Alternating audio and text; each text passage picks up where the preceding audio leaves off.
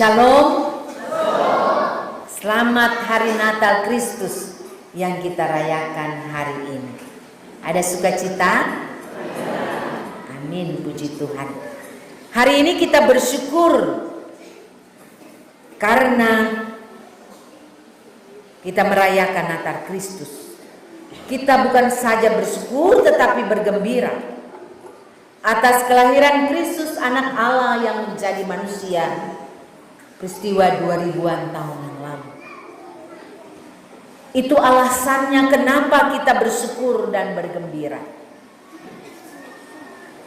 Itu jugalah ketika peristiwa kelahiran Kristus ada berita sukacita bagi para malaikat yang bernyanyi di padang Efrata.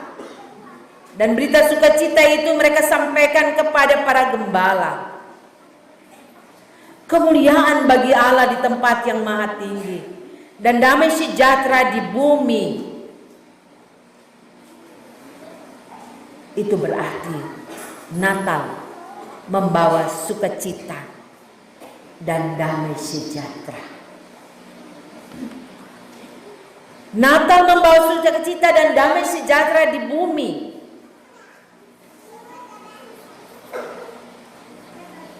Itu berarti pertanyaan bagi kita, sampai sejauh mana kita menghayati Natal yang memuliakan Tuhan dan Natal yang membawa damai bagi diri kita dan kita teruskan bagi sesama dan ciptaan yang lain.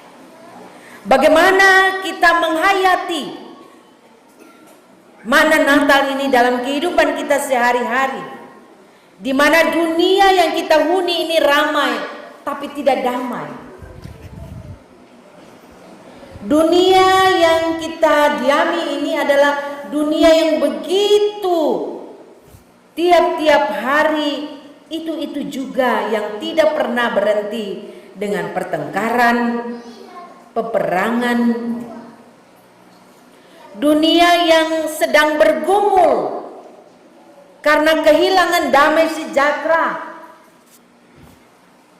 Peperangan Rusia dan Ukraina telah menjadi momok yang hampir-hampir terlupakan oleh dunia karena meletus lagi perang antara Israel dan Hamas Palestina. Mereka saling menggempur dan memusnahkan kehidupan anak-anak manusia atas nama agama. Tidak saja itu, dunia yang kita huni sekarang ini begitu banyak mengalami dampak dari peristiwa pandemi COVID-19. Tapi juga kita di Kupang, di NTT, kita mengalami dampak dari Seroja yang sampai saat ini menjadi bagian kita. Dunia yang kita diami menyaksikan persoalan-persoalan kemanusiaan, bencana di mana-mana sehingga membuat kita hidup penuh dengan kegelisahan, ketakutan. Ini semua mengisyaratkan bahwa bumi tidak damai. Dan dalam taraf yang lebih kecil, dalam kehidupan manusia antar keluarga, antara sesama, tidak pernah henti-hentinya. Kita dirongrong oleh berbagai pencobaan untuk jatuh ke dalam pertengkaran, perselisihan suami istri, orang tua anak, anak dengan anak, kakak adik, bersaudara, tetangga, dalam kehidupan bermasyarakat, tetapi juga dalam kehidupan bergereja. Saudara-saudaraku, dengan melihat itu semua, maka kita hampir putus asa, lalu berkata bahwa apa makna dari tema yang diangkat oleh PGI dan KWI, kemuliaan bagi Allah dan damai sejahtera di bumi. Apakah tema ini masih relevan bagi perayaan Natal kita tahun ini? Bagaimana kita memaknai tema ini dalam kehidupan keseharian kita, dalam kita merayakan Natal? Saudaraku, sekalipun kenyataan kita saat ini demikian yang kita gambarkan tadi di atas, tapi kita toh patut bersyukur dan berterima kasih kepada Tuhan, masih memberikan kita sukacita, damai sejahtera, keberanian untuk merayakan Natal lagi kesekian kali, khusus di tahun 2023 yang penuh pergumulan yang kita sudah lewati hingga titik ini. Inilah suatu tanda ajaib. Sekalipun dunia ramai tapi tidak damai, kita masih diberikan kesempatan Tuhan untuk merayakan Natal di bawah tema kemuliaan bagi Allah dan damai sejahtera di bumi.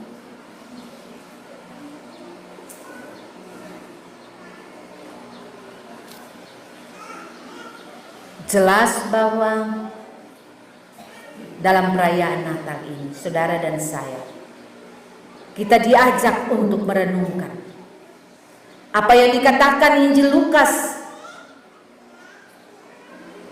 yang menjadi perenungan ayat 14. Kemuliaan bagi Allah di tempat yang maha tinggi dan damai sejahtera di bumi di antara manusia yang berkenan kepadanya. Ada 3 kata kunci di sana. Kemuliaan bagi Tuhan, damai sejahtera, dan bagi manusia yang berkenan kepada.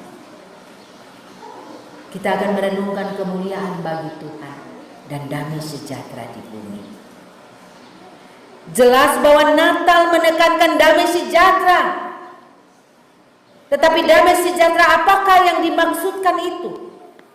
Itulah damai sejahtera ketika Allah menghentikan permusuhannya dengan dunia ini. Itulah damai sejahtera ketika manusia ditempatkan Allah di dalam dunia ini, yang mana diharapkan untuk tetap berada di dalam persekutuan yang intim, yang akrab dengan Allah. Berada dalam persekutuan yang intim akrab dengan Allah berarti hidup di dalam perdamaian dengan Allah.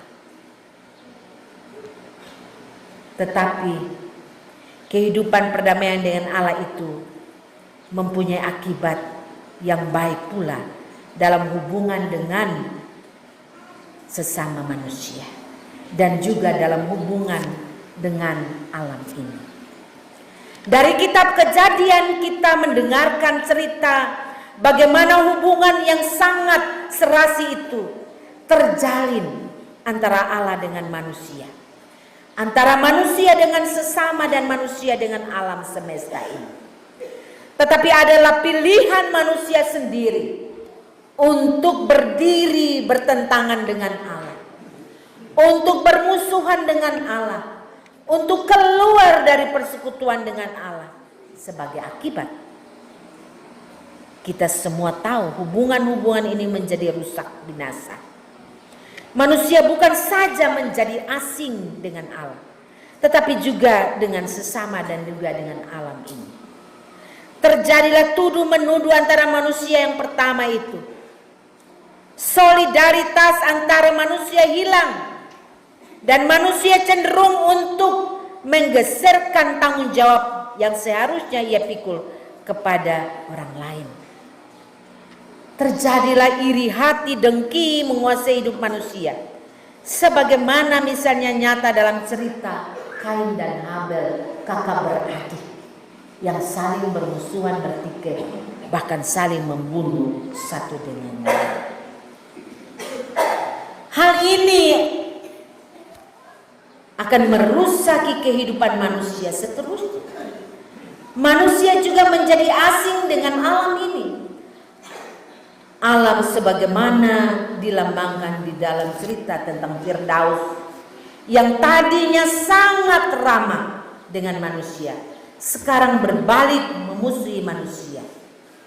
Dunia akan menumbuhkan duri dan onak baginya. Demikian kita baca dalam Kejadian. Hubungan-hubungan itu tidak serasi lagi. Tapi berdasarkan perjanjian Allah sendiri, Allah memperlihatkan sikap pengampunannya terhadap manusia. Allah mau menghentikan permusuhannya dengan dunia ini. Dengan penghentian permusuhan itu, maka damai sejahtera kembali diperlihatkan Allah kepada manusia. Dengan ini berarti Allah menarik kembali manusia ke dalam persekutuannya. Allah menjumpai, mendatangi manusia. Dengan perkataan lain, Allah menjadikan manusia kembali sebagai sekutunya. Inilah tanda kesetiaan Allah yang paling mengesankan. Inilah solidaritas Allah yang sangat mengharukan digambarkan oleh Injil Lukas.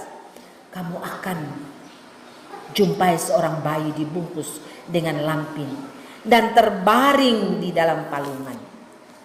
Satu penggambaran di mana demi pendamaian dan perdamaian, demi persekutuan Allah dengan manusia dan manusia dengan sesama dan ciptaan yang lain, Allah rela merendahkan diri, mengosongkan diri, menjadi sama seperti manusia yang paling hina untuk datang menjumpai kita, memulihkan kita, mendamaikan kita, menyelamatkan kita.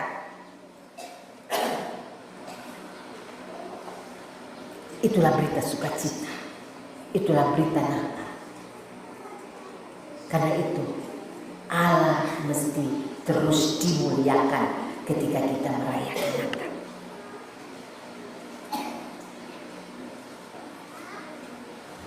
Dalam pergaulan orang Yahudi, para gembala adalah orang-orang yang kurang dapat dipercayai kesaksian mereka.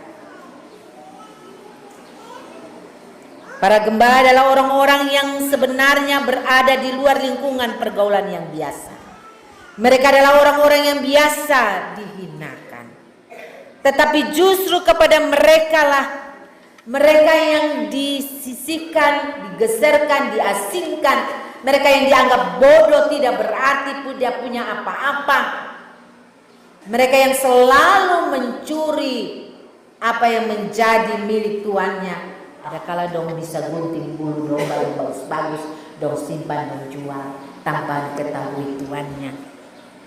Tetapi justru kepada mereka lah kabar baik, kabar pendamaian itu disampaikan Tuhan. Damai sejahtera bagi kamu. Ketika Allah meruntuhkan tembok-tembok pemisah antara mereka yang dianggap mulia dengan mereka yang dianggap hina. Itulah damai ketika kesetiakawanan dan solidaritas Allah datang memulihkan kembali manusia dan Allah, manusia dan sama, manusia dan ciptaan yang lain. Bagaimana ketika kita merayakan Natal saat ini? Bernatal berarti merayakan Kristus Sang Raja Damai itu lahir datang menjumpai semua orang, termasuk semua orang yang dipinggirkan, semua orang yang mengalami diabaikan. Nyatakanlah solidaritas Allah bagi semua orang yang dipinggirkan, yang dihina, yang tidak mendapat tempat dalam kehidupan kita. Itulah Natal sesungguhnya. Bagaimana kita bernatal?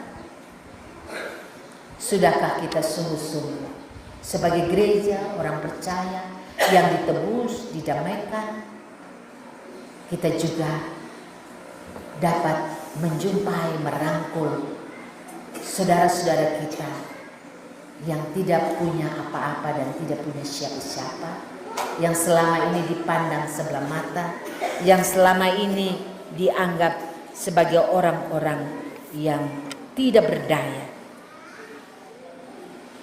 Saudaraku, marilah kita memaknai Natal ini sebagaimana Kristus, Dia berkata dalam Injil Matius 25 ayat 40, di mana ketika Tuhan Yesus mengevaluasi tentang akhir zaman itu, penghakiman terakhir itu, ayat 40 dia katakan, dan raja itu akan menjawab mereka, aku berkata kepadamu sesungguhnya segala sesuatu yang kamu lakukan untuk salah seorang dari saudaraku yang paling hina ini, kamu telah melakukan untuk aku. Jadi ketika kita melakukan pelayanan kasih, perhatian, perkunjungan, ya, dan juga kita merangkul mereka, memberikan damai sejahtera, menghadirkan damai sejahtera, sukacita bagi kehidupan mereka. Kita sedang melakukan itu untuk Tuhan. Karena itu lakukanlah itu dengan sungguh-sungguh. Yang berikut yang patut kita renungkan bersama dalam perayaan Natal ini, bahwa dalam kita merayakan Natal, kita sudah dengar bahwa Allah datang menjumpai kita. Bahwa Natal menekankan damai sejahtera itu. Tetapi damai sejahtera apakah yang dimaksudkan itu? Itulah damai sejahtera kita, Allah menghentikan permusuhan dengan dunia ini. Allah mendamaikan saudara dan saya. Karena itu panggilan kita adalah tidak lain, adalah biarlah kita hidup saling berdamai satu dengan lain. Tetapi perdamaian itu tidak boleh lepas dari, ya, namanya bernamai dalam kemuliaan Tuhan. Hal damai sejahtera terdapat di antara manusia. Hal ini memberikan pengertian bahwa pendamaian dan perdamaian yang sungguh-sungguh itu hanya berasal dari Allah. Sedangkan pendamaian dan perdamaian yang terjadi di antara manusia adalah akibat dari gema yang diusahakan Allah itu. Itu berarti bahwa apa yang diusahakan kita haruslah sangkut paut dari kemuliaan Allah. Kalau di luar itu adalah kemuliaan yang sia-sia, yang semu. Perdamaian yang kita lakukan dengan sesama, hidup damai dengan sesama, haruslah mencerminkan kemuliaan bagi Tuhan. Termasuk di dalamnya kita bersyukur, bersukacita dengan damai sejahtera merayakan Natal. Haruslah Natal yang mencerminkan kemuliaan bagi Tuhan. Natal harus membuat kita memuliakan Allah. Bagi orang-orang yang telah didamaikan oleh Tuhan, maka ketika ia bernatal, ia harus merayakan Natal yang memuliakan Allah. Seluruh kegiatannya, seluruh ibadah Natalnya harus tertuju kepada kemuliaan Allah. Allah seharusnya dimuliakan sebagai Raja Penyelamat, Raja Damai itu. Bukan memuliakan diri, bukan memuliakan nama manusia, bukan memuliakan segala apa yang ada pada kita. Banyak kali ketika kita merayakan Natal, Allah, kemuliaan Allah digeserkan dan kemuliaan kita menjadi tampilan yang utama. Natal menjadi rutinitas sehingga kehilangan makna. Yang kita utamakan adalah, ya, persiapan lahiriah. Yang penting rumah bersih, rumah dihiasi, ada kue, ada pakaian baru, ya. Ada rumah gereja yang kita hiasi, ada panitia. Karena itu ketika ada yang salah urus di panitia, kita mulai comel. Pulang gereja, ada kesalahan sedikit di gereja, kita bilang, kita mulai jadi ada diskusi. Itu satu bikin kesalahan ini satu bikin salah itu, dan seterusnya. Bukan Tuhan yang dimuliakan, bukan ibadah itu. Kita pulang dan menjadi berkat, damai sejahtera bagi kita. Firman yang kita bawa tidak lagi menjadi berkat. tetapi manusia yang dimuliakan. Kita tidak penuh damai sejahtera. Karena apa? Kita fokus kepada hal-hal lahiriah, bukan fokus kepada kemuliaan Allah. Karena itu Natal menjadi tidak membawa damai sejahtera. Ada orang merayakan Natal, tetapi belum berdamai dengan saudara, belum berdamai dengan orang tuanya, belum berdamai dengan tetangga. Ada orang di sini yang merayakan Natal, tetapi hatinya masih tertutup bagi sesamanya. Ada kala kita masih bilang begini, ya kok dia adik nah, dia mesti datang, beta kakak nih. Maka beta tunggu dia datang. Kalau dia sudah datang, beta sampai. Bayangkan kalau Tuhan Yesus dia tahan gengsi, dia tidak mau datang untuk menjumpai kita yang berdosa ini, yang sudah putus hubungan dengan Bapa. Kira-kira betul bisa bernatal? Kira-kira betul bisa beribadah seperti ini? Tidak. Tapi Tuhan Yesus tidak tahan gengsi. Dia anak Allah, dia raja di atas segala raja. Tapi dia datang ke dalam dunia, dalam palungan ini, dalam kesederhanaan, dalam kerendahan hatinya, untuk mau merangkul kita, menyelamatkan saudara dan saya. Jangan tahan gengsi, maka berdamailah, buka hatimu, buka dirimu, untuk dapat berdamai dengan sesama, dengan saudaramu, dengan orang tua dan anak, dan juga siapapun yang masih dalam pergumulan hidup menjadi renggang, menjadi terputus karena banyak hal yang membuat kita tidak damai. Kalau masih ada di sini, pulang dalam perayaan Natal, biar sukacita damai itu menjadi kemuliaan bagi Tuhan, bukan kemuliaan diri ya, tetapi kemuliaan bagi Tuhan. Amin. Amin. Kalau yang katakan amin, pulang dan buat. Ya. Orang juga merayakan Natal. Dia memuliakan botol-botol, minuman keras. Dia siap secara baik. Tadi malam berapa banyak botol yang kita siap, dan berapa yang kita kasih habis. Ada kala kita jalan, kita lihat di jalan raya ada yang masih tidur. Pagi-pagi itu kita lihat ada yang masih terlempar di jalan raya, di muka rumah. Karena apa? Mereka memuliakan minuman keras. Dan minuman keras itu membawa mereka jatuh ke dalam pencobaan. Orang dalam rumah menjadi tidak ada damai. Karena kalau seminum, ya, malah bikin kacau sudah. Mulai beribut sudah. Bertobat, merayakan Natal, bukan memuliakan itu semua, tetapi memuliakan Allah yang hadir, yang menyelamatkan kita. Itu tradisi-tradisi yang kita buat. Tetapi tradisi itu kita lakukan terus-menerus. Mestinya itu menjadi panggilan kita untuk berubah sudah. Kemuliaan bagi Allah di tempat yang maha tinggi dan damai sejahtera di bumi. Pengkotak-kotakan sesama antara pendatang asli, tua, muda, hitam, putih, kaya, miskin, yang memuliakan manusia harus dihentikan. Karena itu semua adalah hal-hal yang negatif.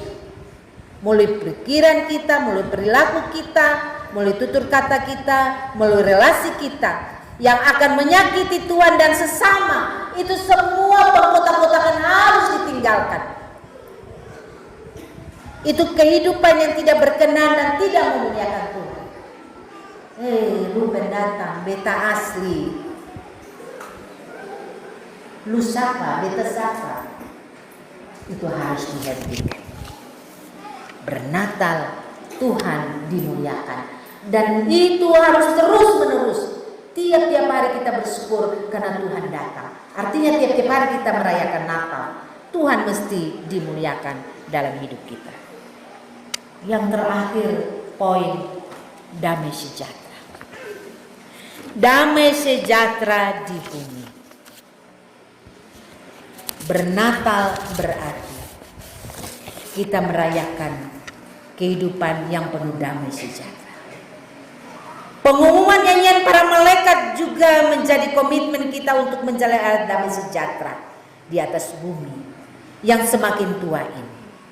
Kita punya beban besar untuk mewujudkan damai di atas bumi. Damai di hati, di tengah keluarga, di tempat pelayanan, dalam kehidupan berbangsa dan bernegara. Dimanapun orang percaya berada, baiklah selalu menjadi pembawa damai sejahtera. Di tengah-tengah bangsa yang hendak merayakan pemilu di tahun depan ini, mari kita bawa damai dalam perhelatan politik. Sekalipun pilihan kita berbeda, ya, tetapi jangan perbedaan itu membuat kita bermusuhan, tidak damai satu yang lain. Tetap menjaga kehidupan persekutuan yang membawa damai. Di tengah-tengah kecamuknya perang dunia yang tidak damai, mari kita terus menyuarakan damai itu dengan berdoa bagi keselamatan perdamaian dunia ini. Di tengah-tengah perubahan zaman yang sedang menghancurkan kehidupan dan karakter iman kita, mari kita bawa damai mulai dari dunia maya sampai dunia nyata. Status-status kita, ya, haruslah menyaksikan, ya, kata-kata yang penuh damai. Jangan membuat orang lain tersinggung, marah, sakit hati. Begitu kok? Gitu. Jadi kalau kasih status, itu juga alat kesaksian. Melalui sarana itu, wadah itu, kamu juga harus menjadi pembawa alat damai. Bumi ini kehilangan damai sejahtera. Maka kitalah orang-orang yang ditugaskan untuk membawa damai kepada semua orang. Damai itu akan semakin nyata ketika dibagikan kepada semua orang. Saudara dan saya ingat kok, itu doa dari Fransiskus dari Assisi itu. Dia bilang begini. Dia pun punya doa itu tentang perdamaian. Dia bilang begini, Tuhan, jadikanlah aku pembawa damai. Bila terjadi kebencian, jadikanlah aku pembawa cinta. Bila terjadi penghinaan, jadikanlah aku pembawa pengampunan. Bila terjadi perselisihan, jadikanlah aku pembawa kerukunan. Bila terjadi kesesatan, jadikanlah aku pembawa kebenaran. Bila terjadi kebimbangan, jadikanlah aku pembawa kepastian. Bila terjadi keputusasaan, jadikanlah aku pembawa harapan. Bila terjadi kegelapan, jadikanlah aku pembawa terang. Bila terjadi kesedihan, jadikanlah aku pembawa sukacita. Jadilah alat damai.